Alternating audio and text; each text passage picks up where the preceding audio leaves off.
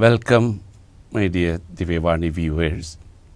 We have been reflecting on the various sacrifices that are being offered in the temple in Jerusalem every day, and those sacrifices were mostly burnt offerings, morning and evening. A lamb was offered and so on, which I shared with you last week. I explained all those sacrifices and temple services mainly to help you understand what the temple services were, what the Jews really observed and what they did in the temple. I also explained to you the 3 obligatory feasts which they used to observe: the feast of the Passover together with the unleavened bread, the feast of Pentecost, and the feast of the booths. All the 3 have some significance even for us, especially the Passover and Pentecost. These 3 feasts were obligatory for adult male Jews who live within a radius of 20 kilometers. Even if it is not obligatory, so even those who are beyond 20 kilometers, they also would make it a point to be in Jerusalem to celebrate this feast. Today, I would like to continue with the feasts. The 3 obligatory feasts I already explained. Today, I would like to place before you a few other feasts. They are perhaps minor, but few other feasts which they celebrate. They are not all mentioned in the Bible. Some have some passing mention, some have no mention at all, but they keep these feasts invariably, and therefore I would like to share these also with you. Of the non-obligatory feasts or minor feasts, if you want, the first one is mentioned in Judges chapter 21. It's a festival in a place called Shiloh, and the main mention is that it is observed every year. It may be another version of the festival of the booths, or it may be a clan festival. We are not sure.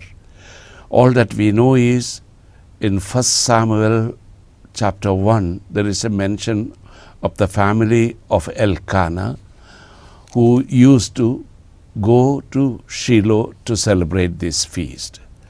Why they went, we do not know. And it is not very clear what was the significance of that particular feast. So that feast is even today observed, and there are people who take part in it. That is the first one. The second type of feast that I would like to place before you is the dedication or renovation of temples and synagogues. All such occasions were great celebrations, public celebrations, and there are examples in 1 Kings chapter 8, 2 Chronicle chapter 29, and so on. So whenever the temple was either completed or renovated, there was a dedication, and that was celebrated. The third one that I would like to mention is the coronation of kings. There are many examples when a king is crowned. That is a great celebration for the people.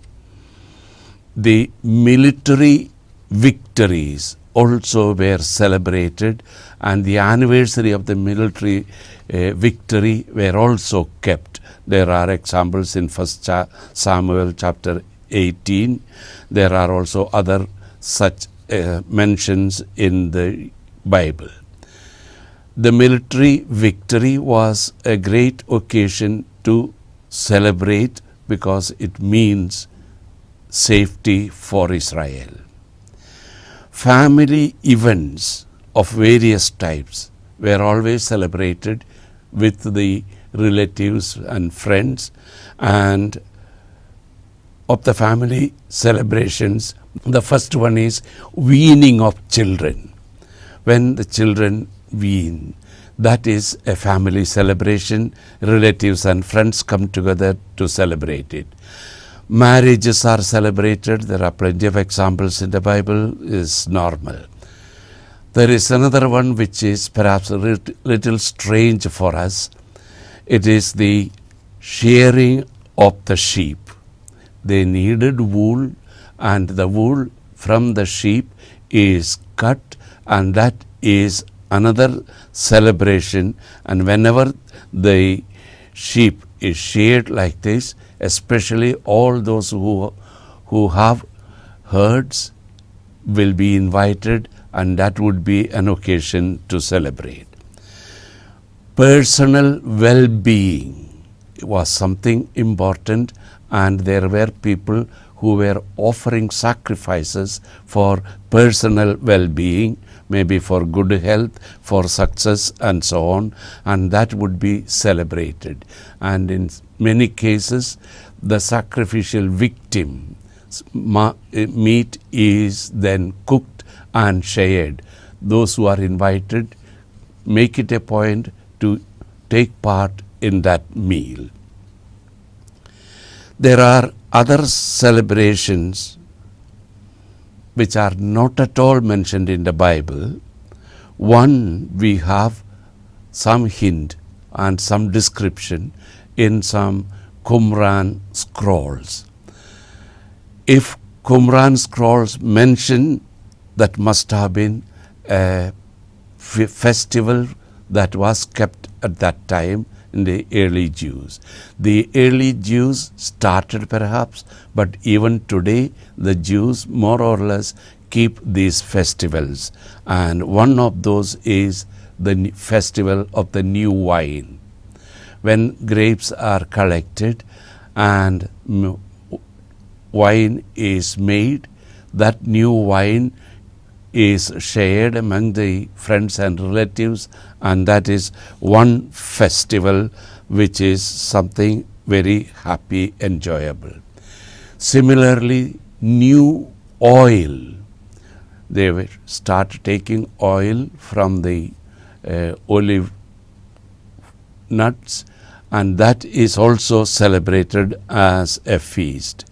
There is another one called Feast of the Wood Offering, which is also a festival, perhaps linked to the pilgrimage festivals or the three pilgrimage festivals. There are two other feasts which were added later on in the later history of Jews. Of that one is the festival of Hanukkah. Hanukkah is the dedication of the or rededication of the temple altar, and every year they celebrate that as the anniversary of the rededication. This was started by Judas Maccabeus, and it was celebrated in the month of Kislev, that is in December.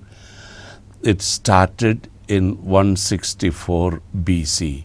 The details are in the first book of Maccabees, chapter 4, as well as in the second book of Maccabees, chapter 10. Though it is mentioned only there, perhaps there was no earlier celebration similar to that, but that is still kept up. Another celebration that they started much later perhaps is called Purim.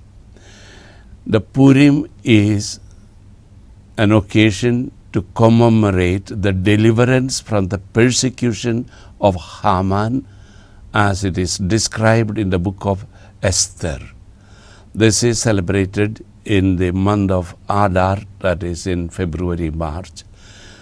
Remember, the persecution of Haman was something so terrible. It was only the cleverness and prayers of Esther that helped the Israelites to liberate themselves from the clutches of Haman, and therefore that also is celebrated now.